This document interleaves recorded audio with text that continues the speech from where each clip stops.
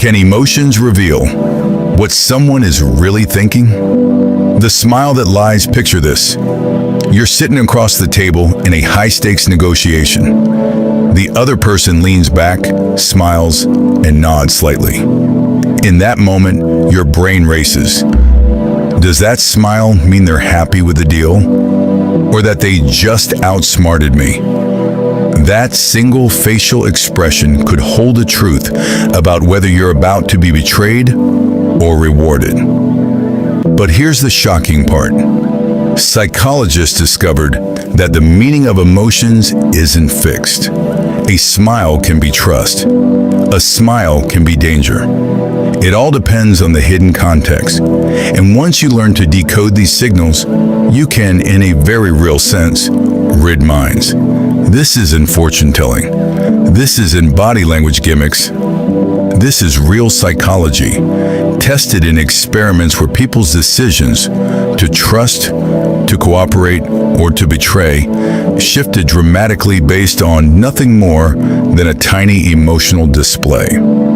Today we're diving into the research that asks the big question, can emotions reveal what someone is really thinking? Stay with me, because by the end of this, you'll never look at a smile, a frown, or even a sigh the same way again. Why reading emotions matters. Start with the bigger picture.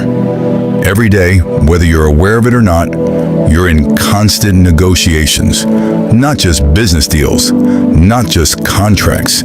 I'm talking about daily life. When you ask your friend for a favor, that's a negotiation. When your partner suggests dinner at their favorite place and you want somewhere else, that's a negotiation. When you and a coworker decide who will take on the hard project, that's a negotiation.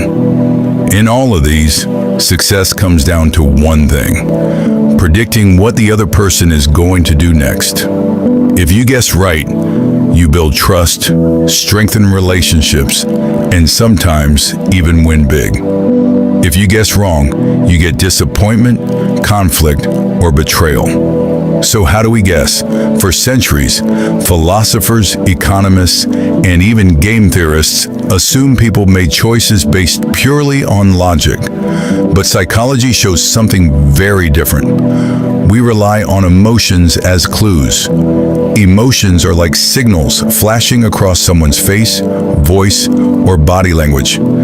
They tell us without words whether someone feels satisfied, cheated, proud, guilty, or furious. And when you decode those signals right, you get a shortcut straight into their intentions. But here's the twist. Emotions don't always mean what we think they mean. Appraisal theory, the hidden code behind emotions. To understand this, we need to look at appraisal theory. This is the backbone of how psychologists explain where emotions come from. Think of it this way. Emotions don't just appear out of nowhere. They're not random splashes of happiness, anger, or sadness. They're generated by appraisals, judgments we make about events. Here's the formula. 1. Did the event help me reach my goals? If yes, joy. 2. Did the event block my goals? If yes, anger or sadness. 3. Do I blame myself? That leads to regret. 4. Do I blame someone else? That leads to anger. Every emotion is like a little summary of someone's inner world. It's a code. Joy says, this is good for me. Anger says, this blocked me, and it's your fault. Regret says, this went badly and I blame myself. Now here's the genius leap psychologists made. If emotions come from appraisals, then maybe we can reverse the process. If you see the emotion, you can work backward to figure out the appraisal, the judgment that caused it. This is called reverse appraisal. In simple terms, you see anger, you infer that someone feels blocked. You see regret, you infer they think they made a mistake. You see joy, you infer they think things are going their way. And if you know those appraisals, you can predict intentions. That's mind reading through emotions. The prisoner's dilemma, the ultimate test of trust. So how do you test a theory like this? You can't just ask people, hey, when you smiled, did you secretly plan to betray your partner? People don't always know their own intentions, and even if they do, they might not tell you. Instead, researchers used a classic psychological experiment, the prisoner's dilemma. If you've never heard of it, here's how it works. Two players each have a choice: cooperate or defect. If both cooperate, they both win moderately. If both defect, they both lose. If one defects while the other cooperates, the defector wins big and the cooperator loses badly. It's the perfect test of trust. Do you risk cooperating, hoping the other person does the same? Or do you protect yourself by defecting, even though it ruins the chance of mutual success? Now imagine adding emotions to this game. After each round, your partner shows a facial expression: joy, regret, anger, or sadness. Would you trust them more or less based on that look? That's exactly what researchers tested. The shocking first finding: smiles can betray. Here's what they found in experiment 1. The same expression can mean totally different things depending on context. Take joy, the smile. If your partner smiled after mutual cooperation, you saw it as positive. You trusted them more.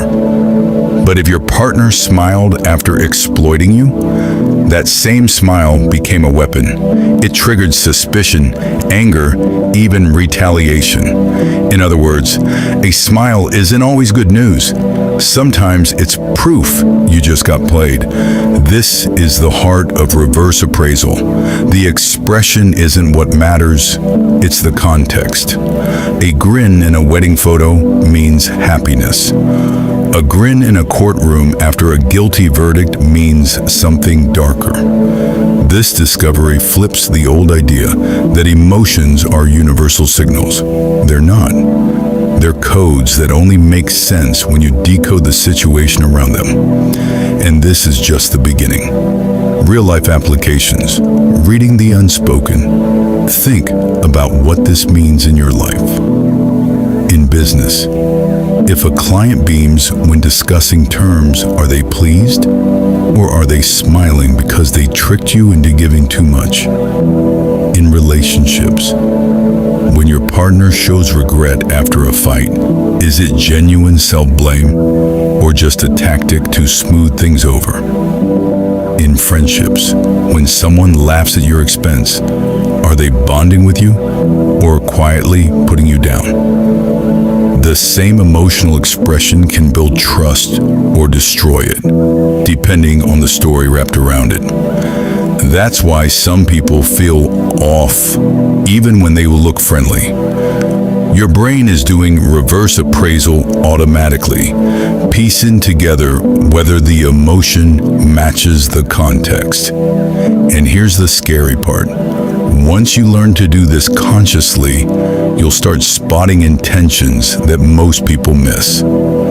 That friendly colleague who seems a little too happy when you fail, that regretful apology that somehow leaves you feeling manipulated, they're all signals if you know how to read them. Why psychology cares? The battle of theories. Now you might ask, why does this matter for science? Because for decades, psychologists debated how emotions influence decisions. One camp believed in emotional contagion. That's the idea that emotions spread like viruses. If someone smiles, you feel good. If they scowl, you feel bad. Your decision change simply because you caught their mood. Another camp pushed social appraisal. That's when you look at how others react and let it shape your own appraisal. For example, if everyone gets angry about a bad grade, you start feeling angry too. But reverse appraisal offers a sharper tool.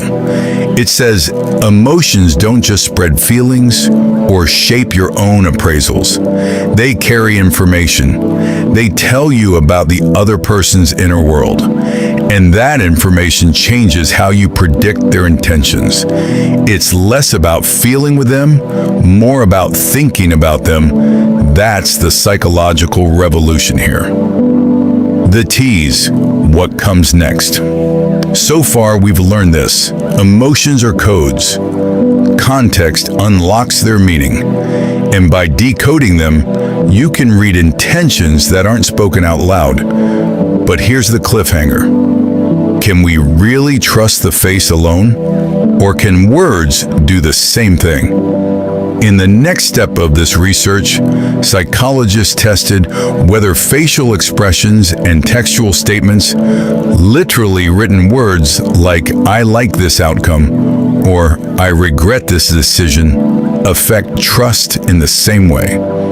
And what they found might change the way you look at every smile, frown, and apology you'll ever see again. Stay tuned, because this is where the science gets even more surprising. Smiles can deceive. The psychology of hidden intentions. The smile trap. You've heard it 1,000 times. A smile is universal. It's supposed to mean friendliness, trust, and happiness everywhere in the world. But what if I told you that's a lie? Because in reality, a smile can be one of the most dangerous expressions you'll ever see. In the wrong context, it doesn't signal peace. It signals exploitation. It signals dominance. It signals someone is about to take advantage of you. And here's the part most people miss. Your brain knows this.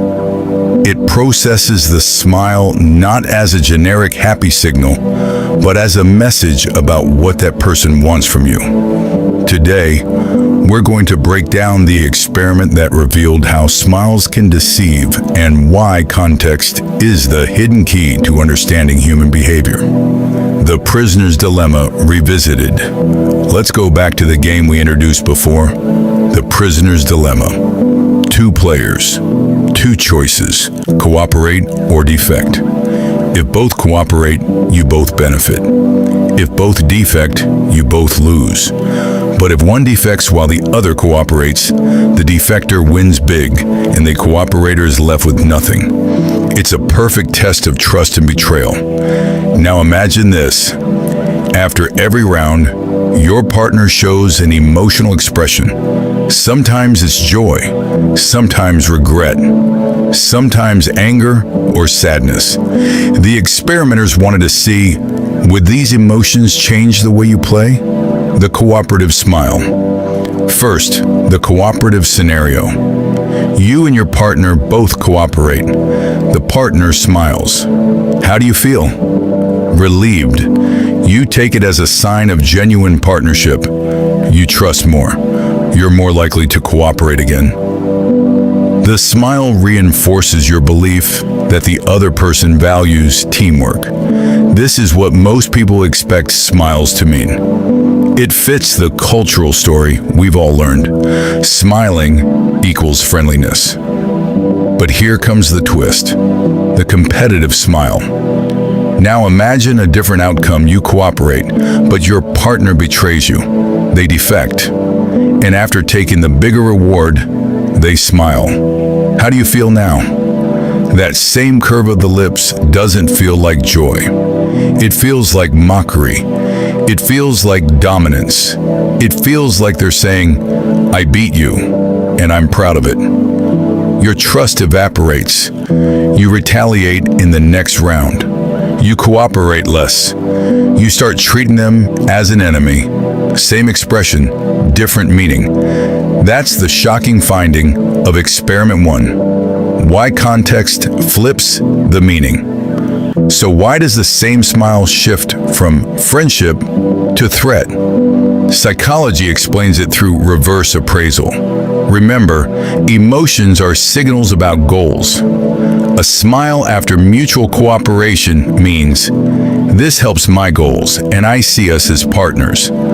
A smile after betrayal means, exploiting you helps my goals and I'm fine with it. The expression itself doesn't matter. It's the appraisal behind it, the hidden judgment that your brain detects. That's why your reaction changes so drastically. This is why context is everything.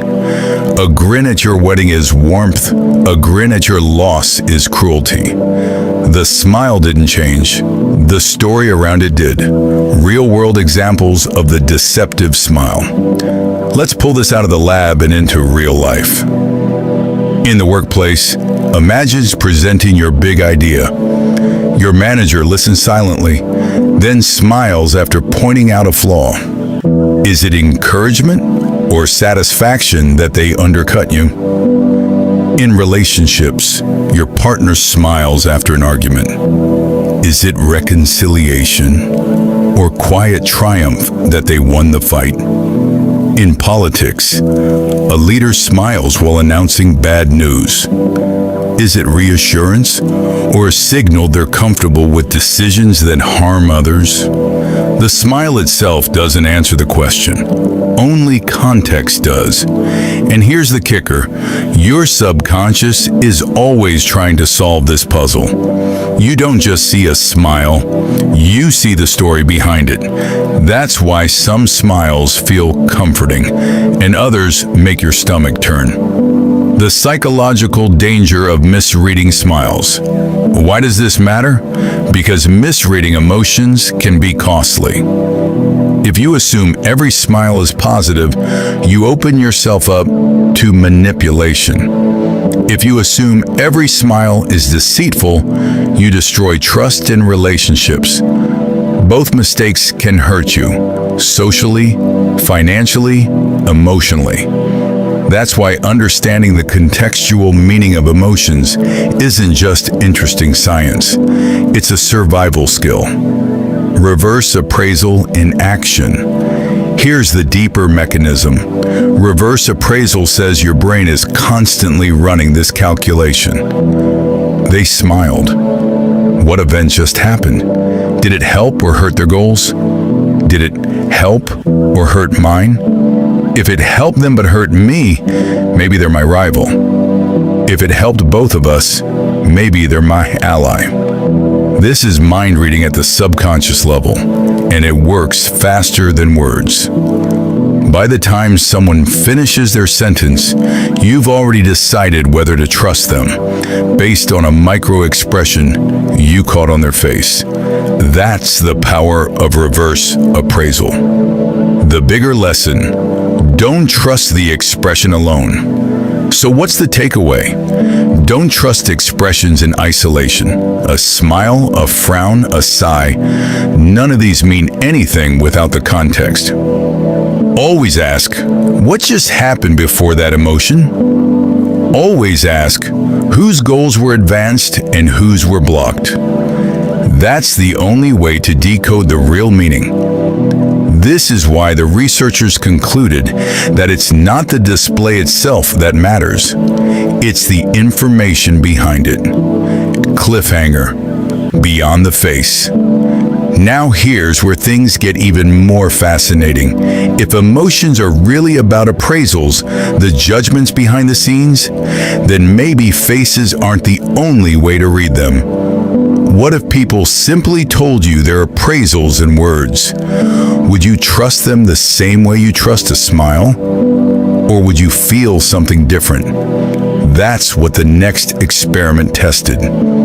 Comparing facial expressions with textual statements. And the results will completely change how you think about words, apologies, and even written messages online. Stay tuned, because next we're going to find out if faces and words carry the same hidden power. Faces versus words.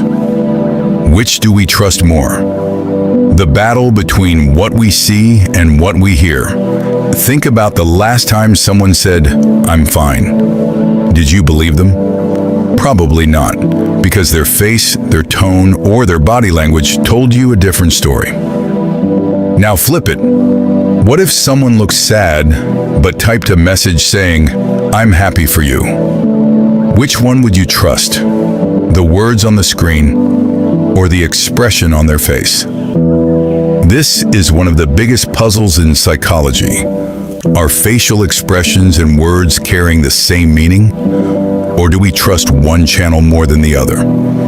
Researchers designed experiments to test exactly that. And what they found reveals why so many of our daily interactions, from relationships to business deals to even online chats, get lost in translation. The problem of mixed signals. Humans are masters of communication. We use words, tone, gestures, and expressions all at once. But here's the catch. Those signals don't always line up. Someone might say, "I'm not mad," while glaring at you with fury in their eyes. Someone might text, "Congrats," but you hear the sarcasm in their tone. Someone might apologize with words, but their face shows zero regret. We've all been in these situations, and in those moments, you face a choice. Do you trust the face or the words? This is where psychology steps in, the experiment setup. To test this, researchers use the same foundation as before, the prisoner's dilemma. Players cooperated or defected, then expressed emotions afterward.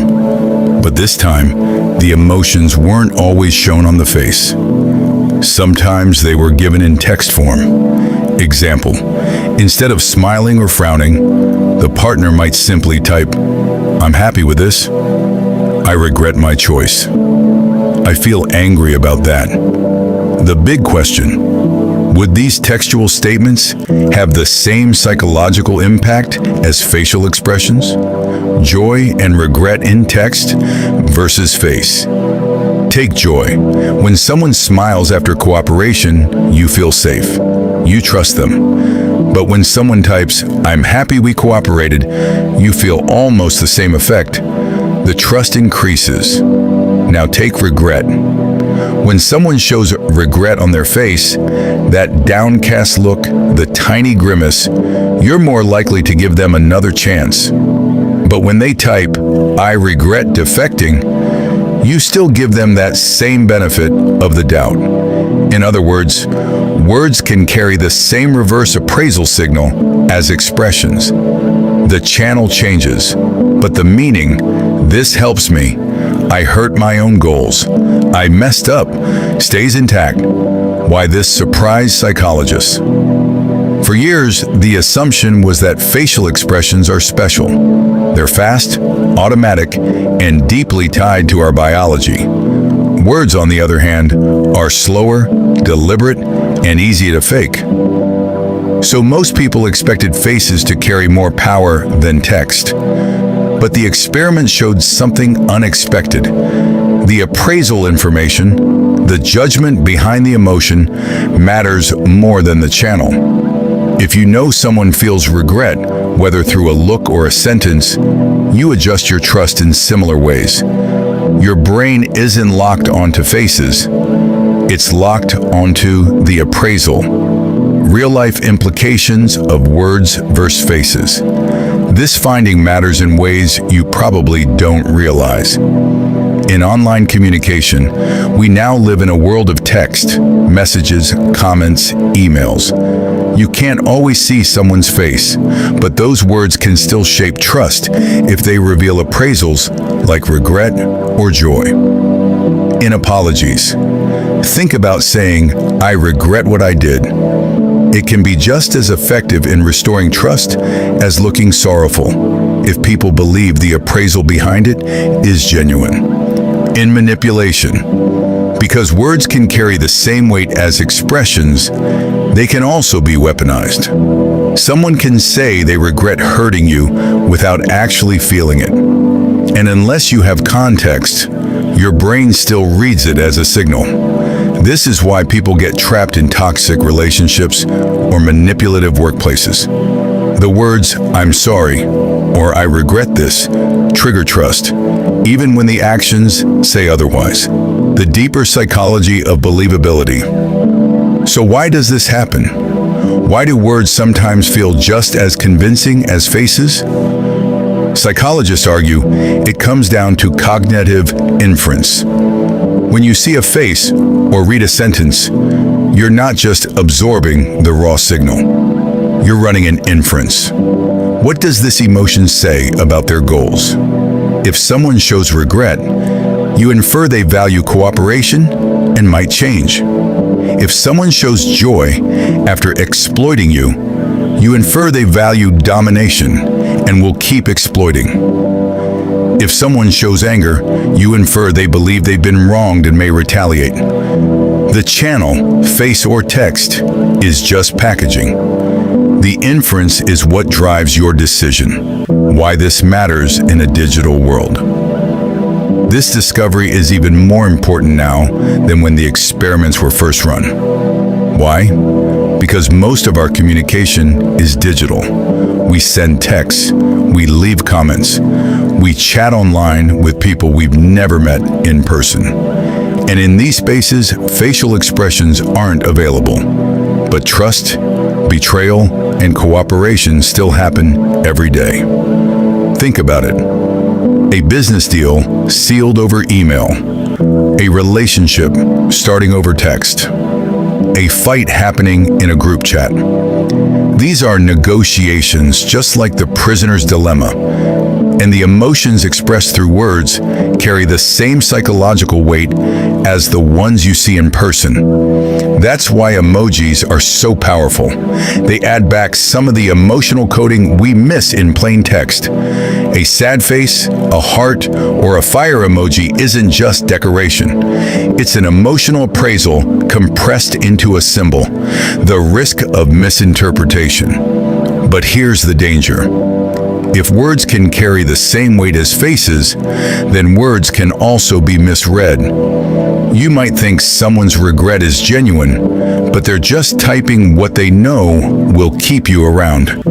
You might think joy means friendship, but in context, it's actually mockery. You might think anger means hostility, but it could be passion about something unrelated. Without tone, body language, or facial context, the margin for error skyrockets. That's why so many fights happen over text. That's why sarcasm fails in messages. That's why someone can say, "I'm fine," and leave you feeling anything but reassured. The words carry the appraisal, but without the full context, your inference may be wrong. What this means for you, so what's the takeaway? Don't underestimate the power of words. They can influence trust just as strongly as facial expressions. But don't treat words as flawless either. Always check context, consistency, and actions. Remember that what matters isn't the channel.